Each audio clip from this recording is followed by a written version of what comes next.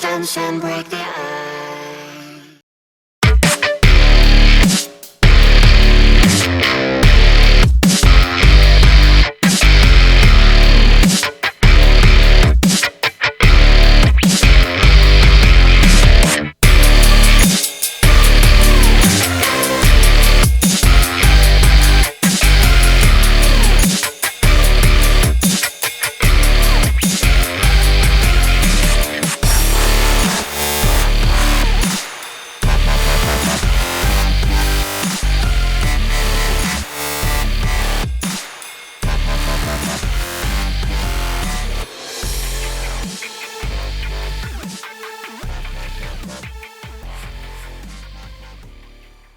नमस्कार, मैं हूँ ईशा और आप देख रहे हैं उत्थान। उत्थान स्पोर्ट्स के दूसरे एपिसोड में आप सभी का बहुत बहुत स्वागत है। और आज हम जो गेम दिखाने जा रहे हैं उसका नाम है टैक्वांडो। टैक्वांडो मेरे दिल के बहुत करीब है क्योंकि मेरे ख्याल से आप सभी को शायद बहुत कम लोगों को ये मालूम होगा कि टैक्वांडो की मैं खुद भी प्लेयर हूँ, खुद भी ब्लू बेल्ट हूँ और नेशनल खेली हुई हूँ। तो मेरे साथ इस वक्त शालिनी मैम है। शालिनी मैम, आपका बहुत बहुत स्वागत है। और जैसे कि हम देख पा रहे हैं बहुत सारे स्टूडेंट्स हैं आपके, ज्यादा ब्लैक बेल्ट दिख रहे हैं मुझे, तो काफी अच्छी प्रैक्टिस चल रही है, बहुत बढ़िया। पहले तो हम जानना चाहेंगे आपके बारे में मैम। जी, मेरा नाम शालिनी चौहान है और मैं एक इंटरनेशनल प्लेयर, इंटरनेशनल रेफरी हूँ और ब्लैक बेल्ट 5th डान हूँ। और ज़्यादातर मेरा ये प्रोजेक्ट है जो गवर्नमेंट को भी मैं हेल्प करती हूँ कि ज़्यादा से ज़्यादा गर्ल्स को हम मोटिवेट करें ताइक्वांडो सीखने के लिए और सेल्फ डिफेंस के लिए। जैसा कि एनवायरनमेंट चल रहा है आजकल, हर जगह इतना क्राइम बढ़ गया है, क्राइम अगेंस्ट वुमेन बहुत ज़्यादा है और हर जगह ज़रूरत होती है। मैं लड़कियों की ही बात क्या कहूँ, लड़कों के लिए भी ये बहुत ज़रूरी है क्योंकि देखिए, जब तक हमारे बच्चे सुरक्षित नहीं होंगे और वो आगे आने वाले लोगों को जो है सुरक्षित करेंगे, सेल्फ डिफेंस के जरिए लोगों को हेल्प करेंगे, तभी जो है आगे। जी, आपने बिल्कुल सही कहा, ये टेक्निक्स बहुत जरूरी है। इसलिए मैंने भी माइक जो है अपना दोनों हाथों से पकड़ा, कहीं से किक लग गई और माइक गिर गया तो फिर तो प्रॉब्लम हो जाएगी। खैर, तो मैम थोड़ा बहुत तो टाइक्वांडो के बारे में जानती हूँ। खैर, आप तो बहुत ही ज्यादा रमी हुई हैं इस खेल में, और क्योंकि 5th डान है तो ऑफ कोर्स बहुत बड़ी चीज है। इस गेम में मैं रही हूँ जितना, ये if I am not wrong तो ये 75% लेग्स का, 25% हैंड्स का और शायद कोरियन गेम है ये।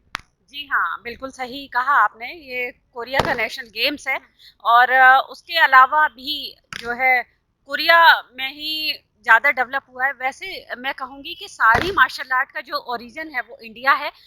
जब यहाँ पर उतना उसको तवज्जो नहीं मिली तो ये माइग्रेट कर गए मार्शल आर्ट और बाहर के देशों में गए, चाइना, साउथ कोरिया और जापान वगैरह।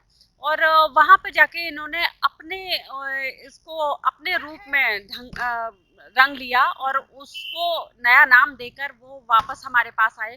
तो आज हम ये यहाँ पर खेल रहे हैं। लेकिन मैं ये कहूँगी कि ओरिजिनेट जो है वो इंडिया है, यहाँ का इंडिया पे ही जन्म हुआ है सारी मार्शल आर्ट का। आज भी केरला में कलारी पट्टू एक मार्शल आर्ट है जो सारी मार्शल आर्ट की जननी है कहेंगे। तो वैसे ये कोरियन गेम है और इसको पूरे विश्व में बढ़ावा मिल रहा है। और सबसे ज़्यादा एक चौंकाने वाली बात मैं आपको कहूँ कि देखिए, ताइक्वांडो एक कहेंगे कि एक मार्शल आर्ट है, बट सबसे ज़्यादा जो है खेला जाता है ये गेम और सबसे ज़्यादा प्लेयर हैं इंडिया के अंदर भी इसके।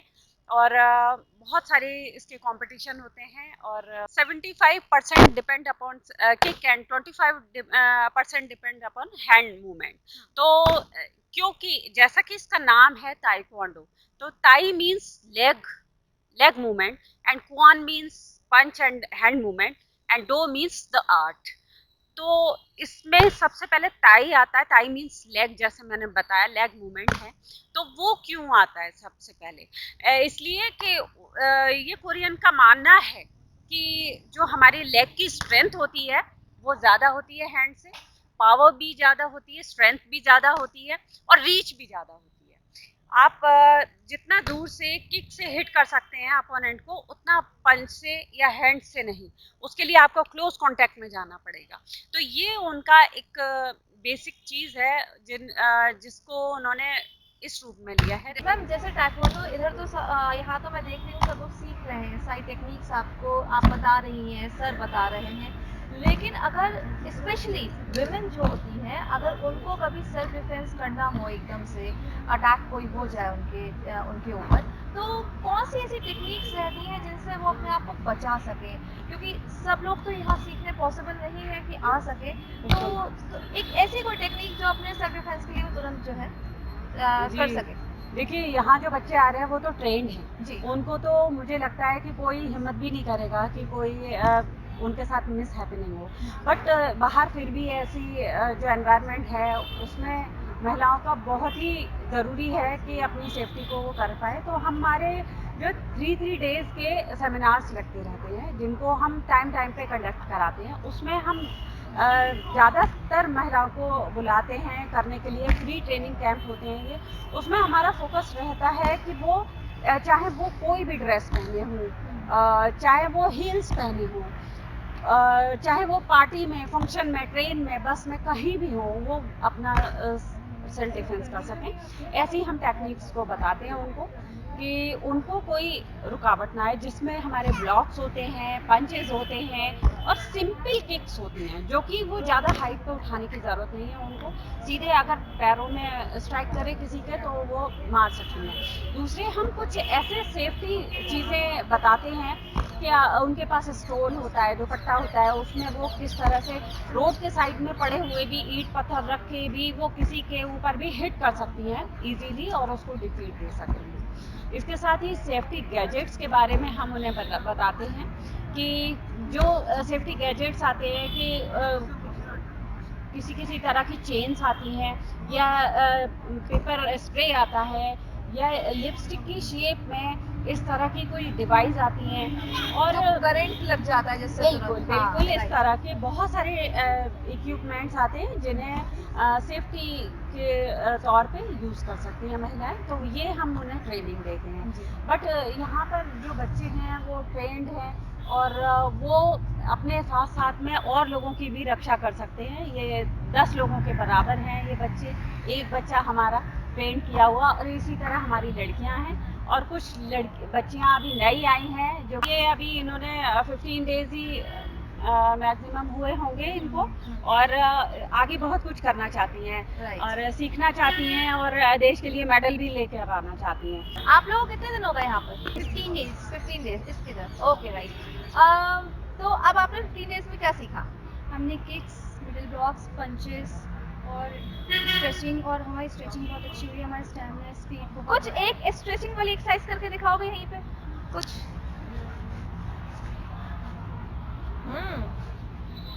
नाइस। और अभी स्ट्रेचिंग उस तरह से थोड़ा सा खुल जाती है? खुल जाती है। वेरी नाइस, बहुत ही बढ़िया, थैंक यू। अच्छा, अगर अभी आपको मतलब भगवान ना करे पर फिर भी कोई अटैक कर देता है, तो इतनी टेक्निक्स आ चुकी है कि आप अपना सेल्फ डिफेंस कर सके, आ चुकी है आप। Thank you so much, thank you. तो मैम, ये तो हमने अभी आपकी नई जो बच्चियां हैं अकेडमी की उनसे बात करी है। अब कुछ हम पुराने जो ऑलरेडी इंटरनेशनल आप कह रहे थे, जैसे कि इंटरनेशनल और नेशनल खेले हुए हैं, उनसे थोड़ी सी बात करना चाहते हैं। उनका confidence level I am very sure कुछ अलग ही होगा। तो जैसे कि हम देख पा रहे हैं कि सभी लोग यहाँ पर ब्लैक बेल्ट है और मैं इस वजह से माइक थोड़ा दूर रखी हुई हूँ कि एक गई और मैं और संग मेरा माइक भी गया। सो गाइस, पहले हम आपसे ये पूछना चाहेंगे कि आप में से काफी लोग जो है इंटरनेशनल भी खेले हुए हैं, तो कौन कौन यहाँ पे खेले? आप खेले? सभी खेले हुए हैं, सभी। अरे वाह, वेरी नाइस। बहुत बड़ी बात होती है इंटरनेशनल खेलना। पहले तो आप डिस्ट्रिक्ट के बाद फिर आप स्टेट का नेशनल और फिर इंटरनेशनल, बहुत ही बड़ी बात होती है। तो आपका एक्सपीरियंस कैसे रहता है जब आप बाहर ताइक्वांडो जाते हो खेलने के लिए, इंटरनेशनली जाते हो, तो क्या आपके दिल और दिमाग में उस वक्त चल रहा होता है? पहले दिन जब हम जाते हैं तो अलग अच्छे प्लेयर्स होते हैं, उनसे इंटरेक्ट करने का मौका मिलता है और उनके एक्सपीरियंस जानने का मौका मिलता है। ऑफ कोर्स जो उस टाइम पे जो कंपटीशन का प्रेशर होता है वो तो होता ही है और थोड़ा स्टेज फेयर भी होता है। ऑफ कोर्स हम लोग नर्वस होते हैं जब हम लोग का परफॉर्मेंस होता है, उससे पहले हम लोग नर्वस होते हैं। उसके बाद जब परफॉर्मेंस हो जाता है तो थोड़ा कूल डाउन हो जाते हैं, चिल हम लोग फिर करते हैं और बाकी का कंपटीशन अच्छा होता है। अच्छा, एक चीज पूछना चाह रहे थे, जैसे कि यहाँ इंडिया में आप लोग का ये सारी प्रिपरेशन होती है और बाहर से भी आते हैं जो दूसरी कंट्री से आते हैं, उनका और आप में कोई डिफरेंस दिखता है आपकी प्रिपरेशन में? जैसे आपको कभी लगता है कि उनको प्रिपेयर अच्छा किया गया, उनके कोचेस ने, उनके कंट्री ने उनको अच्छा प्रिपेयर करके भेजा, और आपका वो क्योंकि आप लोग को फैसिलिटीज नहीं मिलती है जिसके लिए आप और ज्यादा अच्छे प्रिपेयर हो सकते हो, ऐसा कभी फील होता है? ऐसा ऑफ कोर्स पहले फील हुआ है जब हम शायद पहली बार इंटरनेशनल खेले थे। ऑफ कोर्स तब फील हुआ है कि हाँ, ये हमसे ज़्यादा अच्छे प्लेयर्स हैं, लेकिन अब ऐसा नहीं है। हम लोगों को भी ताइक्वांडो प्लेयर्स को भी जो इतनी अच्छी फैसिलिटी मिलती है। और बॉयज में अच्छा आपका क्या रहता है, किसी भी लड़की को छेड़ दो या किसी लड़की को बचाओ? पहले जब हम खेलते थे तो हमारा एक्सपीरियंस ऐसा रहा था कि हमें रात को प्रॉपर होटल्स नहीं मिलते थे, हम कहीं भी जमीन मिल जाती थी वहीं पे सो जाते थे, गद्दे मिले नहीं मिले, एक के ऊपर हाथ दूसरे के ऊपर पैर। क्या अब भी ऐसे ही होता है? हाँ, अभी मतलब होता है स्टेडियम्स में। अगर मतलब चैम्पियनशिप की वेन्यू अगर ठीक अगर नहीं है तो ये बहुत मतलब इम्पोर्टेंट होता है कि चैम्पियनशिप मतलब काफ़ी ओपन एरिया में हो, जैसे दिल्ली में स्टेडियम में होनी चाहिए। अगर स्टेडियम छोटा होता है तो ऑब्वियसली दिक्कत तो आती है, तो लेकिन हमारे कोचेस मैनेज कर लेते हैं। तो खुद मैनेज करते हो आप लोग? हाँ। आपको अगर उसको सेल्फ डिफेंस करना हो तो कर सकते हो। देखिए, ताइक्वांडो एक समावेश है कई सारी चीज़ों का, जैसे कि अभी बच्चों ने भी बताया आपको, पंच, ब्लॉक्स एंड किक्स वगैरह सब चीज़ें हैं इसके अंदर। तो अब अटैक किस टाइप का है उसके ऊपर डिपेंड करता है। अगर हैंड से अटैक है, पंच कर, जैसे किसी में इस तरह से कोई भी वेपन भी हो सकता है, इसमें गन भी हो सकती है या एम्प्टी हैंड भी हो सकता है, कुछ भी हो सकता है। तो हमको उसमें अलर्ट रहने की ज़रूरत है कि जैसे ही अटैक हमारे सामने हुआ तो हमारे पास, देखिए, एक तो ये ब्लॉक है, ब्लॉक से हमने हिट किया है ना, या हमने इस तरह से किया, देन टर्निंग होगी, नेक्स्ट के लिए हमें टर्न होना होगा। या तो हम एल्बो हिट करेंगे यहाँ पर, राइट, ठीक है, या हम इसका हेड होल्ड करेंगे तो इसको समरसॉल्ट गिराएंगे इधर, या इसको लेके नी हिट करेंगे इसके फेस पे। तो हमारे दो स्टेप होते हैं। फर्स्ट हमारा ब्लॉक, जो कि ये कर रही है अटैक, उसका ब्लॉक, देन अगेन हमारा जो अटैक हमारा होगा, हमारी तरफ से होगा। तो ये दो चीजें हैं। इसी तरह से बहुत सारे अटैक्स हो सकते हैं जो कि ऑर्डिनरी लाइफ में किसी के भी साथ हो सकते हैं। नाइफ अटैक है, या गन से अटैक है, या पिस्टल, कोई भी और अटैक है किसी भी चीज से, वेपन से। तो हमारे ये इस तरह के स्टेप्स होते हैं। सबसे पहले तो हमें ब्लॉक करना है। ब्लॉक बहुत सारे तरह के होते हैं। अगर ऊपर से हमारे पास अटैक आ रहा है तो ये हमारा ब्लॉक होगा, ठीक है। अगर नीचे से हमारे ऊपर अटैक आ रहा है, नीचे से, इट मीन्स किक हो रही है, तो ये हमारा ब्लॉक हुआ। तो इस तरह के हमारे ब्लॉक्स होते हैं। तो ये तो कोई भी नॉर्मल कर सकती है लेडी, कोई अगर वो रेगुलर जो है इसकी प्रैक्टिस करते रहे। बिल्कुल। तो कुछ ऐसी टेक्निक जो कि ताइक्वांडो सिर्फ ताइक्वांडो की कर सकते हैं, तो उसके लिए हाई किक है, हाई किक, फेस किक। अगर ऑर्डिनरी कोई करेगा तो सिर्फ इस लेवल पे करेगा। जी। लेकिन अगर कोई ताइक्वांडो प्लेयर होगा वो फेस लेवल पे हिट करेगा सीधे, क्योंकि उसकी स्ट्रेचिंग ज्यादा होती है, उसकी स्ट्रेंथ ज्यादा होती है, स्पीड भी ज्यादा होती है। तो हमारे अंदर, हमारे गेम में ये माना जाता है स्पीड का गेम है ताइक्वांडो। क्योंकि जैसे एक बाइक पे आप तेजी से जा रहे हैं, एक छोटा सा कीड़ा भी आपके फेस पे स्ट्राइक करता है तो वो भी चोट पहुंचाता है ना। तो वही गेम है कि कमजोर सा इंसान भी ताइक्वांडो कर सकता है, बस स्पीड उसकी अगर है तो स्पीड के साथ किक, फेस पे किक, देन इस तरह से किक, या और भी बहुत सारी किक्स हैं। बैक किक है जो कि पुशिंग के लिए, हॉर्स किक जिसे हम ऑर्डिनरी लैंग्वेज में कह सकते हैं कि हॉर्स किक, वो पुश करने के लिए है, अपने आप से दूर करने के लिए। जो भी हमारा अपोनेंट है या जो हमारे ऊपर हिट कर रहा है, अटैक कर रहा है हमारे ऊपर, तो ये सिर्फ ताइक्वांडो प्लेयर ही कर सकता है। और औरों के लिए जो बाहर सेमिनार हम लोग लगाते हैं तो ऐसी चीजें सिखाते हैं कि जो कॉमन लोग कर सकें। राइट सर, पहले तो हम चाहेंगे आप अपना इंट्रोडक्शन दें। मैं राजीव चौहान, इंटरनेशनल प्लेयर और इंटरनेशनल कोच, ब्लैक बेल्ट 4 और मैं 28 साल से ताइक्वांडो सिखा रहा हूँ और मेरा ताइक्वांडो मेरा पैशन है और चाहता हूँ जब तक जिंदा हूँ तो ताइक्वांडो करूँ। मैं बता दूं कि आप जो है हस्बैंड वाइफ हैं दोनों, और दोनों ही क्या कहते हैं ताइक्वांडो सिखाते हैं। जैसे सर ने बताया आप 28 साल से जो है ताइक्वांडो सिखा रहे हैं। तो हम आपसे एक चीज़ पूछना चाहेंगे, आपने तो ऐसा करियर ये ले लिया, अगर आगे इन बच्चों को या फिर जो सीखना चाहते हैं उनको ताइक्वांडो एज अ करियर लेना हो तो उसमें क्या क्या ऑप्शन है? बहुत अच्छा करियर ऑप्शन है। जो बच्चे इसी फील्ड में अपना करियर बनाना चाहते हैं उनके लिए एक तो फर्स्ट कि वो एज ए प्लेयर वो खेल सकते हैं और देश के लिए मेडल ला सकते हैं और अपनी इस फील्ड में अपनी एक रुतबा पहचान बना सकते हैं। ये तो है ही है। इसके साथ साथ में करियर ऑप्शन है कि वो रेफरी हो सकते हैं, इंटरनेशनल रेफरी इंटरनेशनल प्लेटफॉर्म पे, कि ओलंपिक्स को वो रिप्रेजेंट करें और एशियन गेम्स को। इसके अलावा वो कोचिंग दे सकते हैं, कोच बन सकते हैं। और उसके लिए देखिए बहुत सारे सरकारी डिपार्टमेंट्स में इसकी रिक्वायरमेंट होती है और वहाँ पर NIS किया जाता है after graduation. 2 years diploma course है NIS। NIS करने के बाद में कहीं भी बड़े स्टेडियम्स में या स्पोर्ट्स अथॉरिटी ऑफ इंडिया या आर्म्ड फोर्सेस, पुलिस गेम्स, इस सारे में वो कहीं भी जॉब ले सकते हैं और एक अच्छी सैलरी वो पा सकते हैं। और इसके साथ साथ में वो अपना गेम भी रख सकते हैं जारी और वो खेल सकते हैं। और इसमें 2 तरह के इवेंट होते हैं, क्योर्गी एंड पुमसे। क्योर्गी में तो फाइटिंग कांटेक्ट फाइट होती है जिसमें अपने देश के लिए खेल सकते हैं। बट एक पुमसे एक ऐसा इवेंट है जो उम्र के किसी भी पड़ाव तक आप खेल सकते हैं, चाहे आप मतलब कभी तक भी आप जब तक जारी रखना चाहें अपने ताइक्वांडो को वो तब तक खेल सकते हैं, क्योंकि इसमें एज कैटेगरीज होती हैं और उसमें भी कई सारी डिविजन्स होती हैं कि इंडिविजुअल, पेयर्स एंड टीम्स, इस तरह के बहुत सारे इवेंट होते हैं। तो वो उसमें अपना परफॉर्मेंस अच्छा कर सकते हैं और अपने देश के लिए मेडल ला सकते हैं।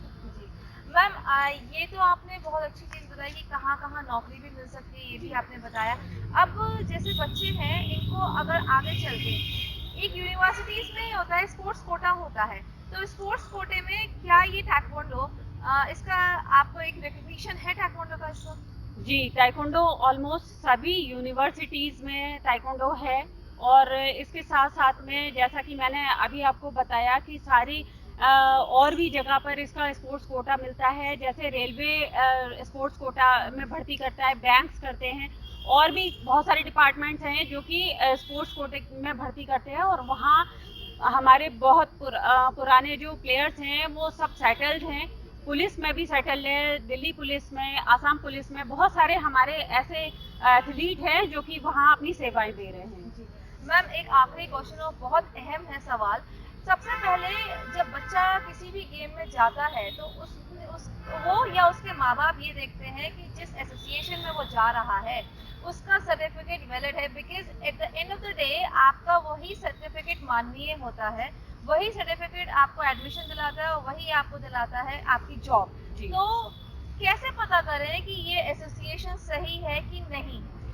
देखिए, सोशल मीडिया का माध्यम आज सबसे बड़ा है और कभी भी आप किसी भी गेम के लिए आप उस पर सर्च पे डालेंगे तो लीगल फेडरेशन आपको मिल जाएगी कि जो कि Olympic association of India Olympic association से एफिलेटेड है और यूपी ताइक्वांडो एसोसिएशन से एफिलेटेड कौन सी बॉडी है इसका, और उसकी अंडर में हर जिले में कितने कितने क्लासेस और कौन कौन उसके सेक्रेटरीज हैं, प्रेसिडेंट हैं, सबके बारे में आपको पता चल जाएगा। जो जिस शहर में भी रहता हो वो सबसे पहले यूपी ताइक्वांडो एसोसिएशन डालेगा, तो उसमें हमारे वहाँ के सेक्रेटरी मिस्टर CK शर्मा, उनका नाम आएगा। उनसे जुड़े हुए हर शहर में चाहे तो वो वहाँ भी कॉल करके मालूम कर सकता है, अदरवाइज वो सारी डिस्ट्रिक्ट की बॉडीज उसके सामने आ जाएंगी पलक झपकते ही, और वो वहाँ से पता कर सकता है और जिस जिले में भी चाहे वो वहाँ के सेक्रेटरी से बात कर सकता है और वहाँ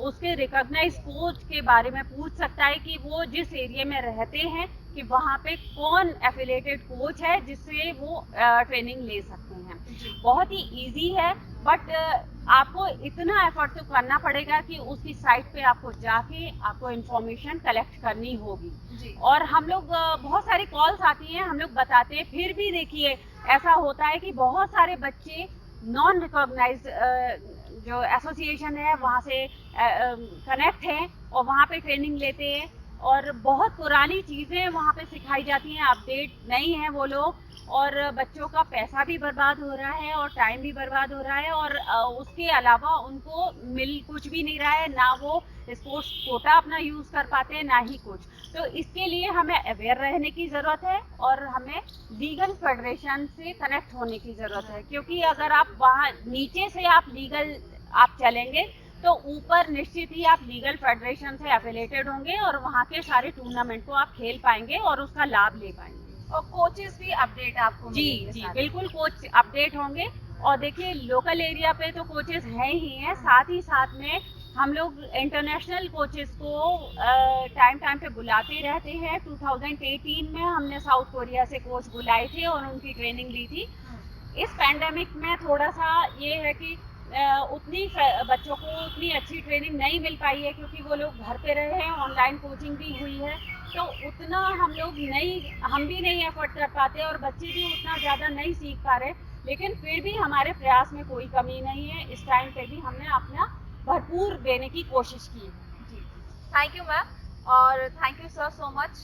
आप लोग को भी सबका थैंक यू सो मच, और बहुत अच्छी प्रैक्टिस है।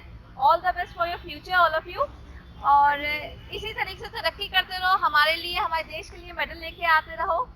और बेखा से आप लोग 2-3 लोग इंटरनेशनल खेल के आए हो, if I am not wrong. सभी लोग ये सब इंटरनेशनल प्लेयर सब- हैं, सब। सारे इंटरनेशनल प्लेयर हैं। अनन्या चौहान, ध्रुवा दुबे, आंचल आहूजा, कार्तिक राज सिंह, ऋषित ध्वज सिंह एंड जयदीप सिंह, ये हमारे सारे इंटरनेशनल प्लेयर्स हैं। बट हमारे ये आंचल आहूजा और ऋषित ध्वज सिंह ये जॉर्डन भी खेल के आ चुके हैं। Okay. और वहाँ पे बहुत अच्छा इनकी परफॉर्मेंस रही है, तो हमें गर्व होता है अपने ऐसे खिलाड़ियों पर। और आपके सामने शायद उतना ज़्यादा बोलने में ये लोग थोड़ा सा झिझक रहे हैं, हाँ। बट अपनी परफॉर्मेंस में ये नंबर 1 है। हाँ बिल्कुल। Thank you ma'am, thank you all of you.